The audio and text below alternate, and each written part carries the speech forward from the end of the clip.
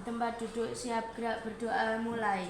Untuk selanjutnya pada kesempatan pagi hari ini kita akan membahas tentang klasifikasi makhluk hidup. Lanjutan dari materi kemarin kita sudah membahas tentang ciri-ciri makhluk hidup, kemudian membahas tentang perbedaan hewan dan juga tumbuhan. Jadi tujuan pembelajaran kita pada pagi hari ini yaitu tentang klasifikasi makhluk hidup, bertujuan agar kita sebagai siswa dapat mengelompokkan makhluk hidup berdasarkan dari ciri klasifikasinya. Mungkin dari teman-teman masih ingat pembelajaran kita yang kemarin yaitu yang berkaitan dengan ciri-ciri makhluk hidup. Ciri-ciri makhluk hidup kemarin ada berapa? Ada berapa? Ada berapa? 5. Apa saja? Kemudian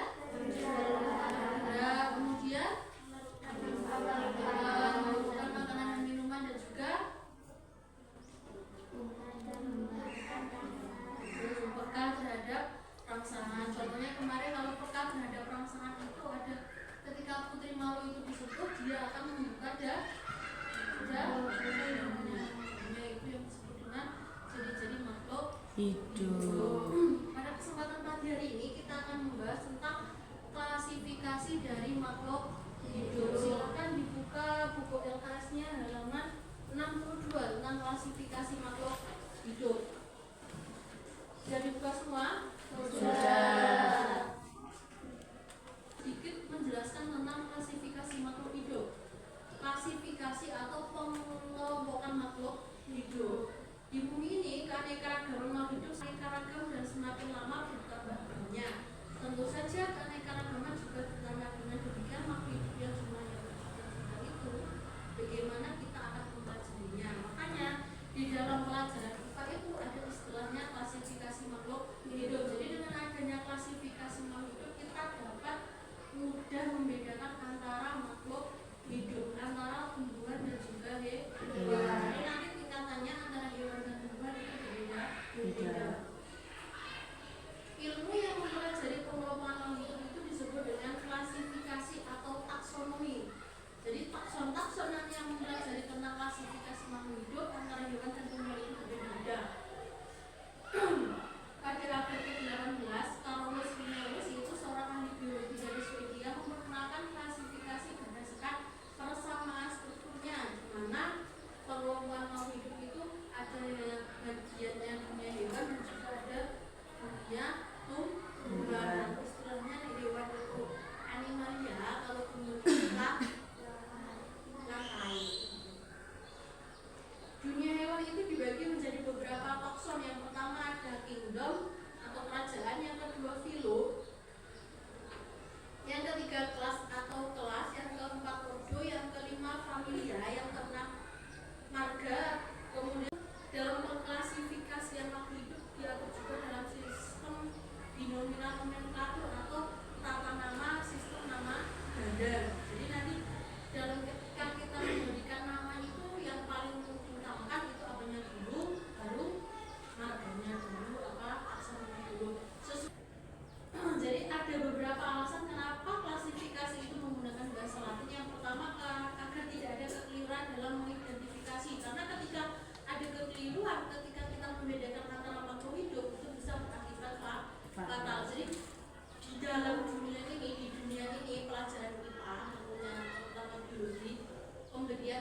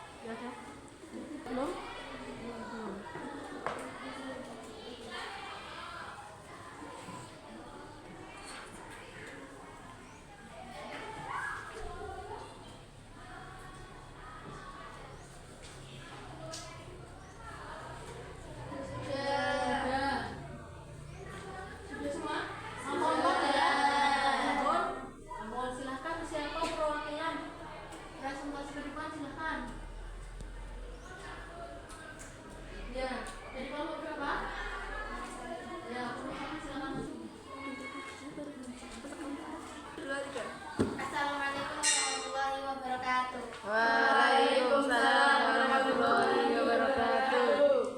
Ya, begini saya di sini. Saya dari kelompok 1 ingin mempresentasikan tentang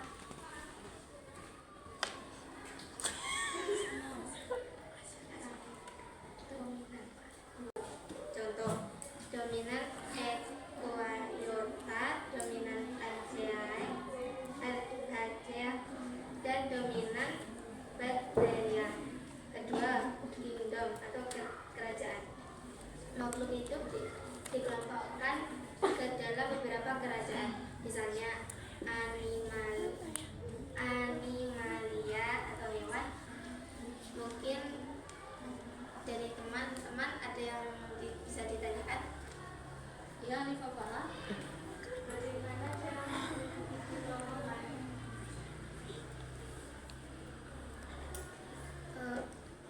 Tingkat klasifikasi mulai dari yang terbesar atau kingdom hingga yang terkecil spesies.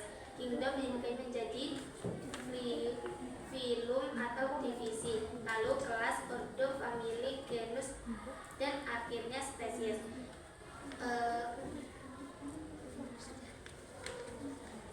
Sudah jelas? Ya, mungkin cukup sekian dari saya, kurang lebihnya mohon maaf. Wassalamualaikum warahmatullahi wabarakatuh. Waalaikumsalam warahmatullahi wabarakatuh. Close untuk kelompok 1.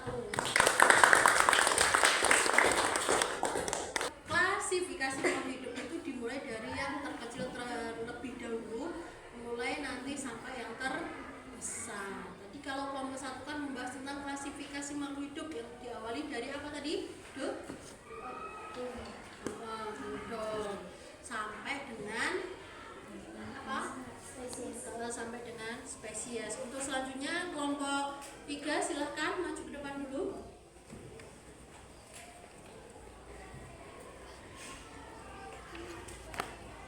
Assalamualaikum warahmatullahi wabarakatuh. Waalaikumsalam warahmatullahi wabarakatuh. Berdirinya saya di sini dari perwakilan kelompok 3 ingin mempresentasikan mengapa penting untuk mengklasifikasikan makhluk hidup.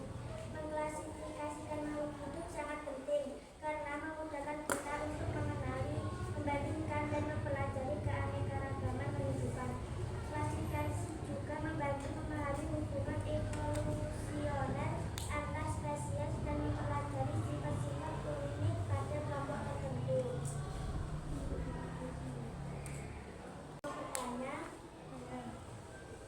Apa manfaat klasifikasi makhluk hidup? Manfaat klasifikasi makhluk hidup yaitu pertama, mempermudah identifikasi dan pemahaman. Kedua, mendukung penelitian dan komunikasi ilmiah. Ketiga, memahami evolusi. Keempat, mempermudah konservasi. Kelima, mempermudah pembelajaran. Keenam, membantu dalam berbagai bidang. Dan yang terakhir, mencegah kekacauan. Mungkin dari teman-teman yang lain ada yang mau ditanyakan lagi? Tidak ada? Mungkin cukup sekian dari saya, kurang lebihnya mohon maaf. Wassalamualaikum warahmatullahi wabarakatuh. Waalaikumsalam warahmatullahi wabarakatuh. Kita kasih aplaus untuk kelompok. Nah, jadi kelompok ketiga tadi membahas tentang kenapa klasifikasi itu penting dilakukan. Seperti yang di awal tadi, jadi klasifikasi itu penting dilakukan supaya kita tidak kebingungan atau kesusahan ketika kita membedakan antara makhluk hidup, terutama hewan dan juga tumbuhan, karena banyaknya jenis spesies hewan dan juga tumbuhan yang ada di dunia ini. Makanya di Indonesia itu terdapat yang namanya taksonomi. Jadi hari ini kita sudah membahas tentang klasifikasi makhluk hidup. Mungkin dari teman-teman ada yang mau ditanyakan lagi? Tidak ada? Kalau tidak ada berarti saya yang tanya kepada kalian. Berarti yang tidak ada kan sudah paham semua. Kita mengidentifikasi tumbuhan yang bisa dimakan atau tidak, atau saat kita melihat hewan yang berbahaya atau tidak. Apa saja tadi tingkatan klasifikasi makhluk hidup? Ya, Kingdom atau kerajaan, filum kelas atau kelas, ordo atau bangsa, familia atau suku, genus atau marga, spesies atau jenis. Yang kedua, kingdom Antara mampu yang satu dengan bentuk lainnya. Mungkin dari teman yang lain ada yang punya pendapat? Iya, Natasha. Saya setuju dengan itu. Klasifikasi juga membantu dalam pemberian nama ilmiah yang mampu bentuk dan spesies sehingga tidak terjadi kebingungan antara ilmuwan saat bertanya. Dari teman-teman yang lain mungkin ada yang mau ditanyakan lagi? Ada yang tanya? Belum? Belum, berarti belum. Ini ada lembar evaluasi, silahkan kalian kerjakan.